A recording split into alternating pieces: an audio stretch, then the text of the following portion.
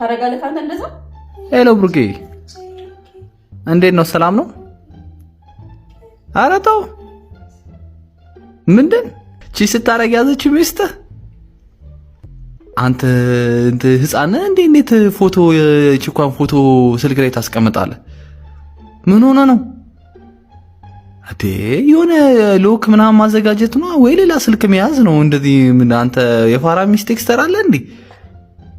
ምን ነው ቆይ አይ ተበላሽ አባቴ ተበላሽ።